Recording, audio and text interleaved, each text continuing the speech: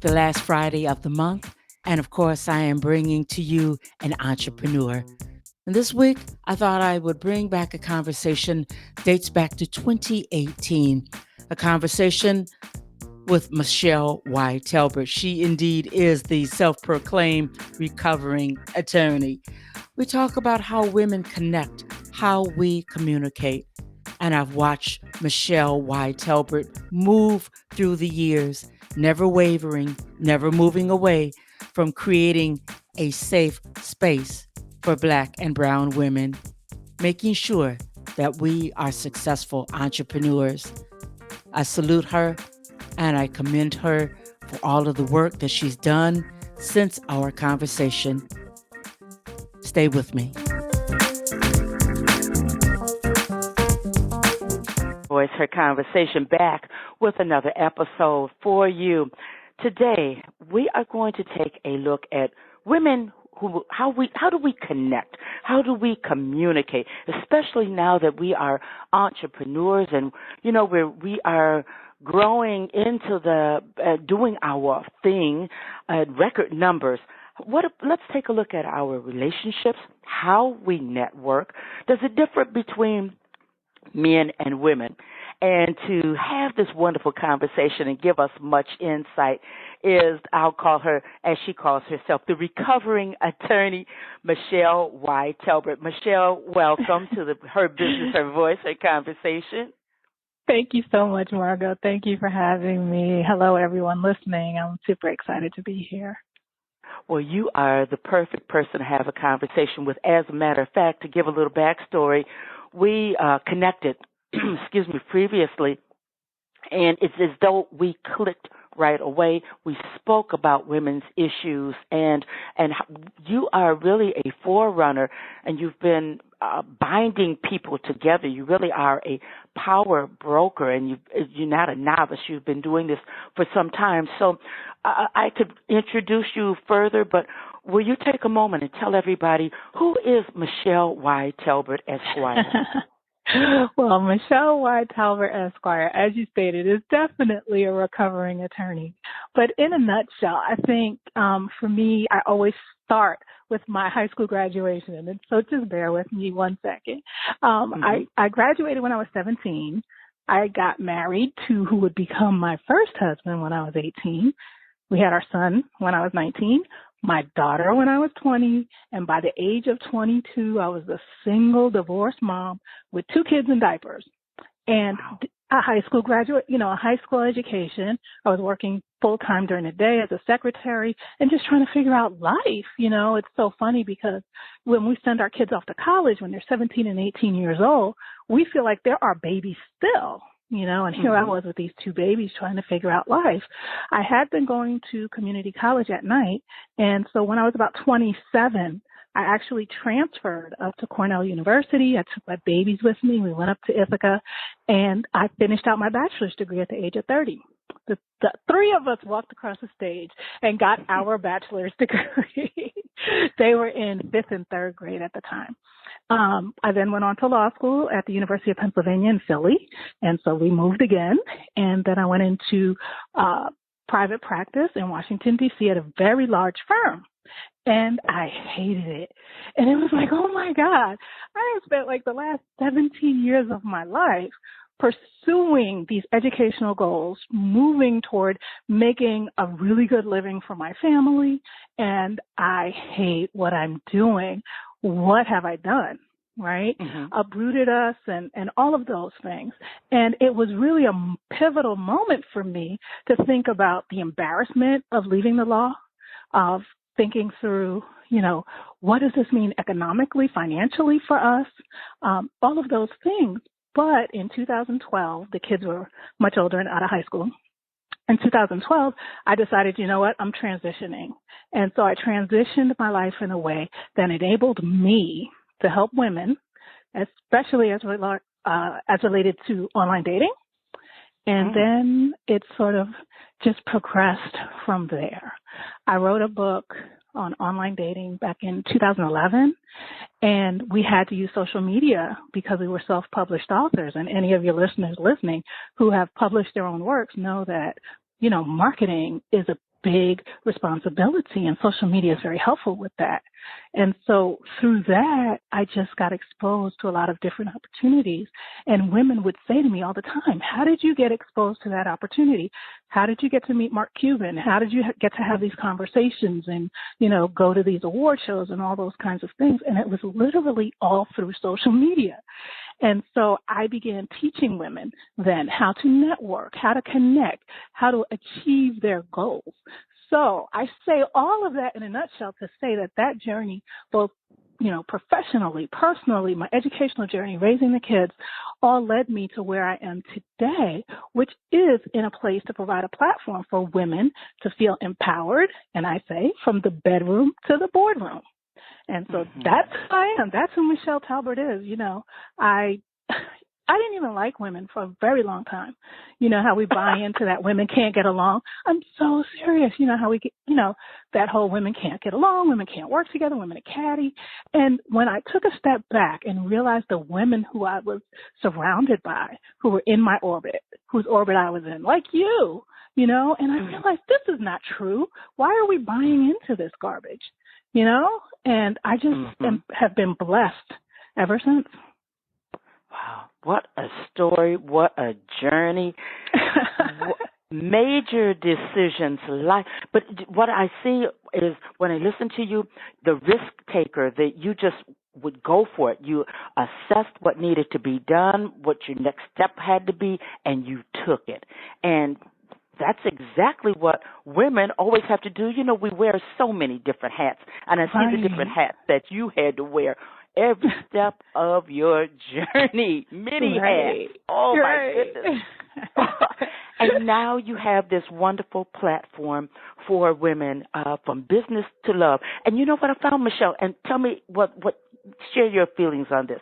If we don't have our love lives together, our businesses, it reflects in our businesses one way or another. What's your feeling on that? Oh, I totally agree. I started this journey, sort of the transition from the bedroom to the boardroom, because I recognized there are 3 relationships that we have to have in alignment, and that is our relationship with ourselves, our relationship with the folks with whom we share a bed, a roof, and then our relationships as we go out into the world. And the relationship with the people with whom we share a roof and a bed is the relationship, I believe, especially, that fortifies us when we walk out of the front door. So if that relationship feels out of kilter, then it feels like everything else we do is off kilter as well. I think sometimes we can have very difficult relationships out in the world. I think that's the farthest out of the concentric circle, and come back home and get fortified. But to try to do the reverse, to have great relationships outside, but when you come home, it's turmoil, that's a much more difficult hurdle to overcome. So I totally agree with you, Margot. That's you said a mouthful. When you're catching heck at home and you don't know what to do about it, or we hear so much about domestic abuse and that type of thing, and you trying to keep that brave face before the world, relationships in the world, something's going to give, something's going to crumble. Wow. I'm wondering about women connecting as a whole. You are a connector, and you, gosh, you are such a humble woman.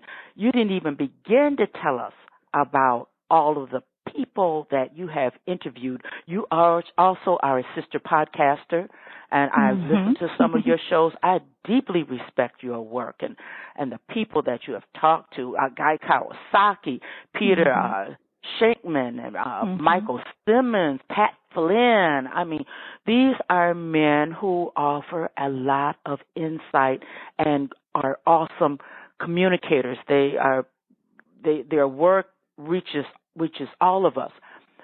When you spoke with those men, will you just bring that on, those conversations around to how men communicate and speak and are open versus how women communicate and speak among ourselves? How do women differ and we bridge things together so that I am not intimidated because you are a sister podcaster. I embrace that. I say rah rah rah. I listen to your shows. Go girl, go get it, go get it, go get it. Who you going to talk to next?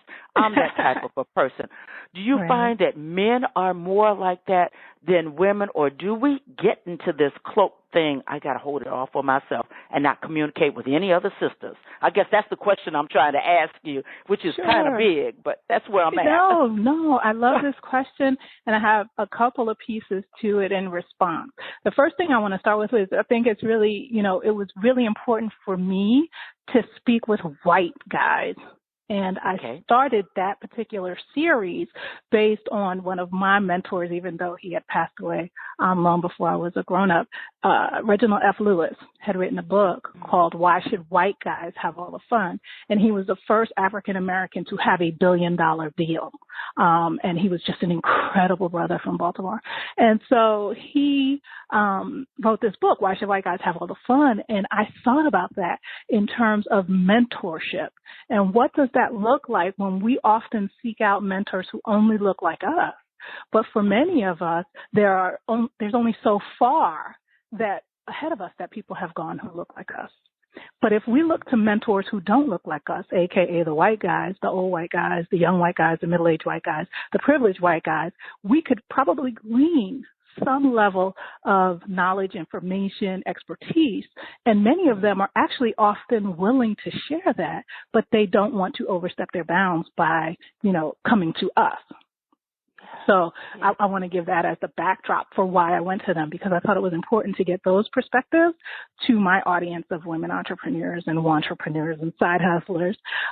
So that's sort of that backdrop. So in terms of thinking then through how women communicate versus how men communicate, I don't know that I would speak in definite absolutes, but when it comes to competition, I do believe that men and boys are socialized, that we can be competitive. And actually, Serena Williams, I think, is actually a really good example of this working in the women's field. But we can compete and then go out and grab a beer. Mm-hmm. Mm-hmm. As girls, we're socialized that we compete and we hate each other. Mm-hmm. And that, I think, is a really big shift. I also see that shift coming because there seems to feel like an abundance of opportunities. I believe that, there were points in our history where women would compete. There'd be, 3, 4, 5, 10 women all competing for one position. So it did become a dog eat dog, right? Because when you operate from lack, you can't help but close yourself off, shut down, feel very miserly about your resources. But when you come from abundance, you can say, if my hand is open, girl, I'm going to give you some, because you know what? I know more is going to get poured into my hand because it's open, right? So take what you need. Now, that being said doesn't mean that we're not still human. And that if we have opportunities that come up, and yes, you can only have one president, one CEO, one, soccer mom who is the cake bringer, or whatever it is that you're striving for. I get that. So that is okay to feel human, but that doesn't mean that there aren't opportunities still available to you. It might not just might not be that opportunity. Yes. Oh my goodness. And I've actually had to come to grips with that myself. Mm-hmm. Oh, really? Mm-hmm. Absolutely. Mm-hmm. Wow. See, you say so much in a short amount of time. I tried to. Operate from lack, and you come from a miserly state. I thought about when you're in high school, and man, there's only so many fellas to date. Women in this world, there seems like there's only so many. But when we do enlarge ourselves, when we do expand our horizons, we do take another look at other cultures. Have you noticed that things do open up when we join the clubs where people that don't necessarily look like us, where they gather often, and we go into those neighborhoods and that type of thing? It does take another. We take on another look at how we perceive things. So, and I think there's. I'm sorry. Go ahead. No, go ahead. Go ahead. Go ahead. I think there's also something to be said about a both and approach. What I mean is that there are things to be learned in both environments, right? Of those who look like us and those who don't. And there's also comfort in our home being, in some cases, skin folk, in some cases, women, in some cases, people who come from the South, people who came from my same neighborhood in Queens, in New York. All those things that make up home to us, it's important to have those connections still in our lives, too, though. For two reasons. Usually they keep us grounded because they'll check and be like, girl, I remember when, so you need to check yourself right now. But also because they give us the space to just breathe. Because I find we all know that we code switch, and code switching is when you sort of operate, whether it's in how you use your vocabulary or how you speak or how you dress or how you walk or how you interact with other people, that it's not necessarily how you would talk when you're at home, or it's not necessarily how you would speak when you're, among your peers or playing basketball or whatever. And so you do still need a place where you can come and kind of just be whoever you are, and to not have to, quote unquote, code switch, and be able to sort of take off the mask, take off the lashes, take off your stilettos, and just be like, girl, give me a glass of wine, So, yeah, for sure. Wow. So once again, we wear many hats, and but we end up, when it's all said and done, as long as we know who we are and what we bring to the table, then we don't have to. We can move about and be very, very effective and authentic. Do you find, Michelle, that when we are networking, when we are relating to each other, when we are collaborating together, and I'm speaking of women as a whole, do you find that we are much more open and able to interact this way than we were, say, 5 years ago? Is the tide for how we are coming together, is that changing for the better? I do believe so. I mean, I'm an African-American woman, and I know that just looking across education, higher education, and professional opportunities, there seem to be many more than there were just a generation ago. Opportunities available for us. There's also more of us, but we're also supporting one another in a way that I think is really positive and healthy. And there are more of us who, as they break the glass ceiling, are not closing that door behind them, but are saying, hey, sis, let me show you how to do this. Let me show you how to take these same steps. Bozoma St. John, she just left Uber and went over to, I forgot, Ari Fleischer Brothers company. She is incredible at this. She's a sister who of Nigerian roots, and she really has just blown away the competition, but in a way that says, but I'm bringing all of us with us.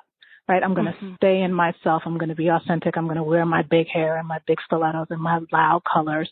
And I am going to knock down all the barriers in Silicon Valley that exist. And so I think she's doing that in a very, public way.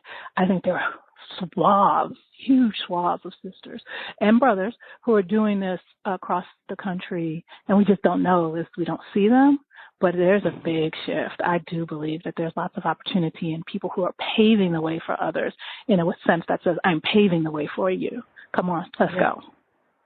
I hear you. I believe I hear what you're saying. And I put you in that same category when I think about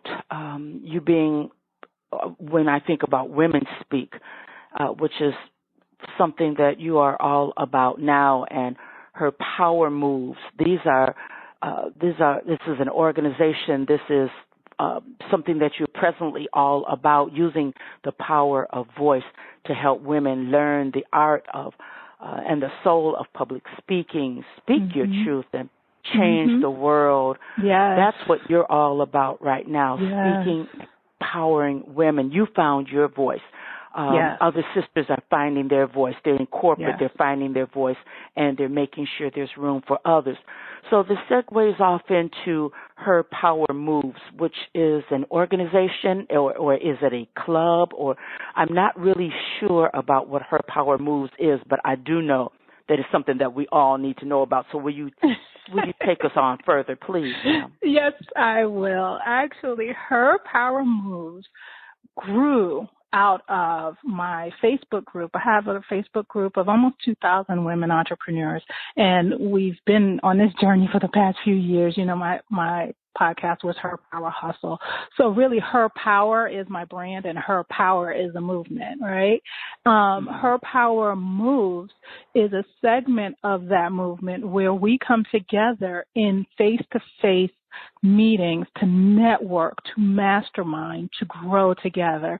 And I've held them in New York, D.C., Miami, and Texas. And it's really a powerful opportunity for women who have previously in most cases been connected online to come together in a room and, number one, put obviously names with faces, get hugs and big ups, but also to say, this is what I'm dealing with right now. And do you have any thoughts? And if you've ever read, Napoleon Hill had this pivotal work called Think and Grow Rich. And he interviewed, right, all the titans of business at the time. And that one of the main themes to come out of that was this concept of masterminding. And what that is you bringing together multiple brains, multiple brain power to come to collectively create one, quote unquote, mastermind, right? The sum of its parts greater than the whole. And that mastermind then can help you identify and address issues, challenges, et cetera, to help you get to your next level. So that's exactly what Her Power Moves is looking toward, making in-person connections that you can then, of course, continue online, but enables you to connect with other sisters who may be going through other challenges. You have what I need. You know, you have chocolate. I have peanut butter. Let's make Reese's, as opposed to me having to go to some other business to get the chocolate. I can come to you to get my chocolate. So that's what Her Power Moves is. And actually, I'm focusing right now on Broward County, which is where I live in Florida, in South Florida. And we have our first Her Power Moves down here in Broward on August 18th. So I'm super excited about that. And we meet every month thereafter. And my goal is if there are women who want to do this in their community, I can show them how to do this, and we can have them have those in their communities as well across the country. But right now we're very much focused on Broward because I live here. And it's just this vibrant community. And everywhere I travel around the country, I just come across this vibrant community of women and women entrepreneurs who need one another. We need each other. I need you to have this podcast, Margot. I need you to have a voice and to share the voices of other people through your platform. We need what each other has. When we operate in our gifts, we can then provide that. Yes. Oh, that there's nothing like meeting a person that you've spoken to them, you've seen their picture, you've communicated online, but there is something magical and binding that happens when finally, girl, how are you? Oh my goodness. It's like a long lost family member. Right. And the magic happens. Wow. And I will pause just to say, to be quite frank, sometimes you meet people and their energy is actually not in alignment with who you thought they were. And what better time than to find that out, right? I mean, let's keep it real. I've had that happen where somebody was like just so outgoing and gregarious on Twitter, and then we got at a conference and he like literally was like hiding from me. I'm like, what the heck is going on? Like, I'm just trying to connect, network like we did online for the last year and a half, you know? And it was not romantic or anything, but it was just like his awkwardness was so apparent in person. And I was like, you are totally different than you are online. So that's important too. And the reason why I say that's important is because it's part of what I do in teaching women networking is to say, well, okay, I might not have met you because you're to fulfill my need, but you might be to fulfill my homegirl need or my colleague's need. And I need to be able to refer someone. When I refer someone, I need to be able to vouch for them. Right? Yeah. So part of that is if you interact with someone, then you can say, okay, I've done business with this person. I feel that this person would be a good fit for you. Or someone comes to you and says, hey, have you ever dealt with that dude? And I'll be like, yeah, don't let him go in front of clients because he doesn't seem to be able to interact with people face to face. So those are important things that we sometimes miss when the entire relationship is online. That's important. That's very, very important information because it's so easy to just stay at the desk and stay behind a phone or stay behind the computer, and you have to get out there as much as you can. That's wow. That's powerful stuff there, right there. And that was one of the first questions you asked me about the difference between men and women. I think while I don't like to speak in total absolutes with regard to the sexes, I would say that women in general are much more social than men, and that we're able to sort of problem solve in a more collective fashion. And so to be able to have, like I said, these mastermind groups and opportunities to collaborate with other women is very, very healthy for us, and we excel in those types of environments and when we're given those kinds of platforms. Yes. Do you find, Michelle, once we do get in those environments, for the most part, is the atmosphere relaxed and people are willing, they are willing to, they know why they're there, and they're willing to extend themselves so that they can be a blessing and receive their blessing, as to say. Do you find that most women walk into that atmosphere with that type of energy, or do most of us need a little bit more cattle prodding, or is it just a mixed bag? What's your thought on that? I think it's definitely a mixed bag, and I also believe that someone has to be a leader in all of those situations. So you can still be democratic, but you're going to have a president, right? We have a democracy, but you're supposed to have a president. There's someone who the buck stops there. So when you're bringing together groups, it's still important that someone sort of takes the lead. And part of that reason why that's also important, aside from any administrative and keeping people on task and things like that, but I see these memes all the time, and I'm sure you've seen them as well. Your vibe attracts your tribe. Your vibe attracts your tribe. So what I've found is that when I'm in environments where the leader is selfish or the leader is more about self-aggrandizement and things like that, the folks in the room close off. So I don't know what their expectations may have been when they walk through the door, but because of the energy that they receive from that leader, they adjust accordingly. Whereas I've been in other rooms where the leader is open and facilitates communication, and that people then open up. Even people who, may have been sitting, like they say, with their arms across their chest and, closed off, as time goes by, they open up and they chat, and you just see it. It's just like a breath of fresh air flows through the room. So I say your vibe attracts your tribe, so it really doesn't matter to me how people come to the room. It's how they leave the room that I care about. Well, I know that when they attend her power moves, hey, it's on and everybody comes in. If you didn't come in open, you're definitely going to leave out feeling like, man, I can take on the world, because your vibe is electric. And, thank you. It is.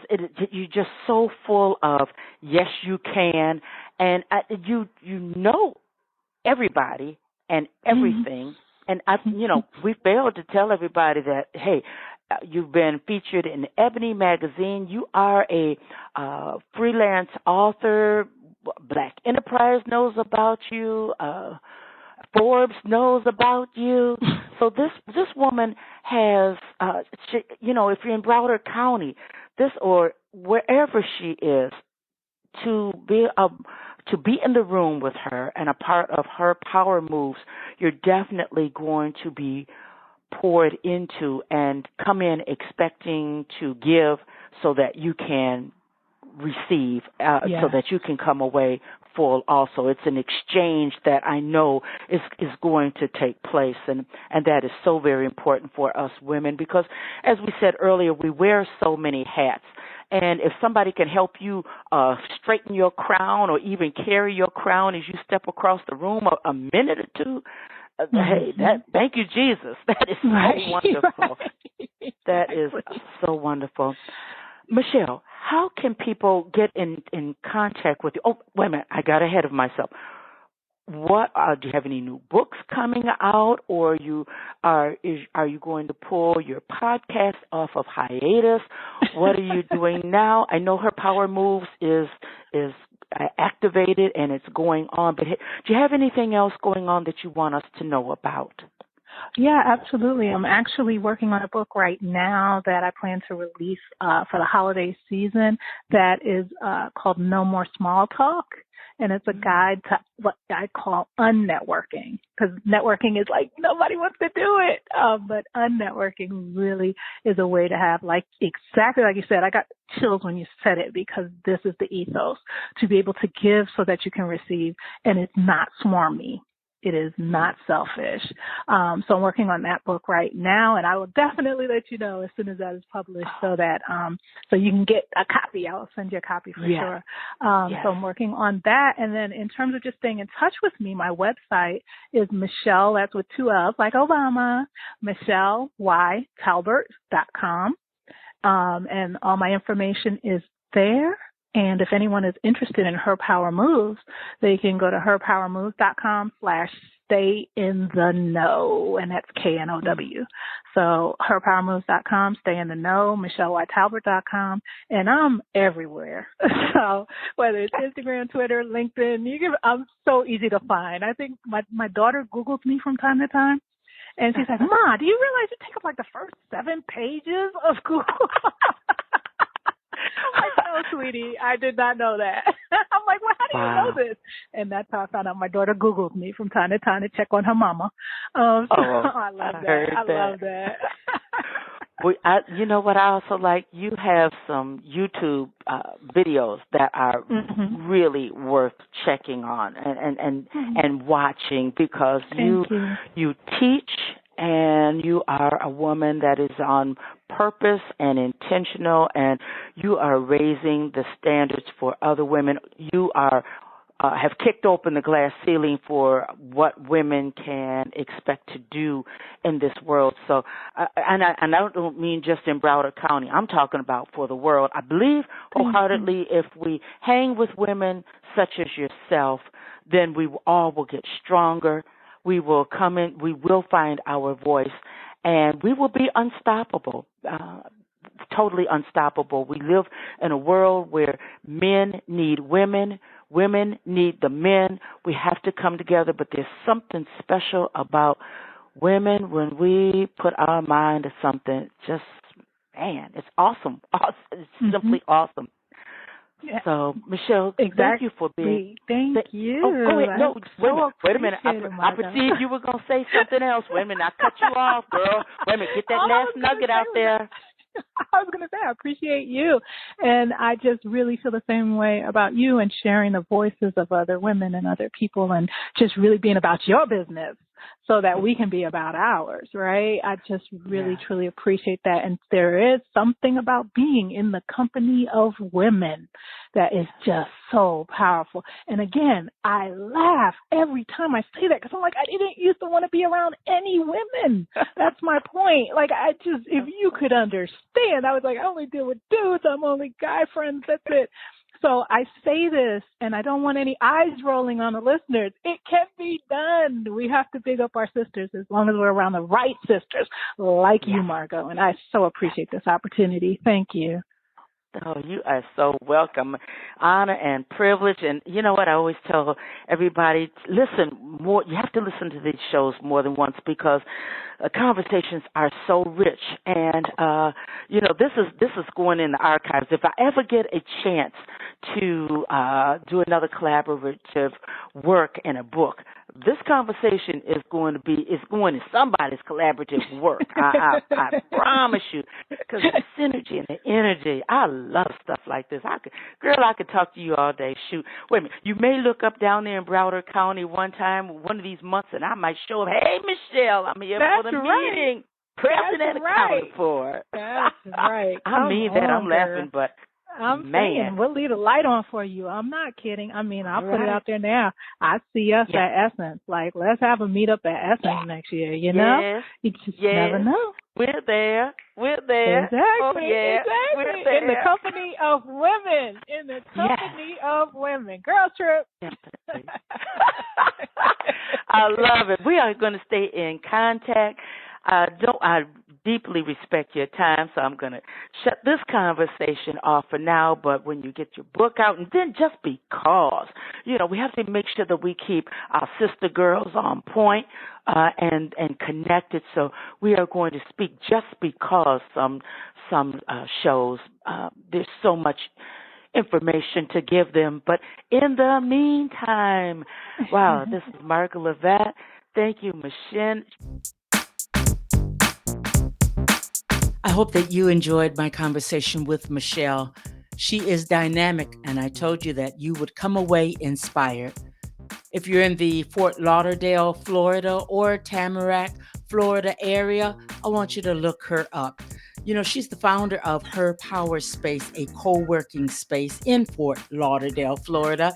And recently, she has taken on another venture, Her Power Space 2, TOO, in Tamarack, Florida.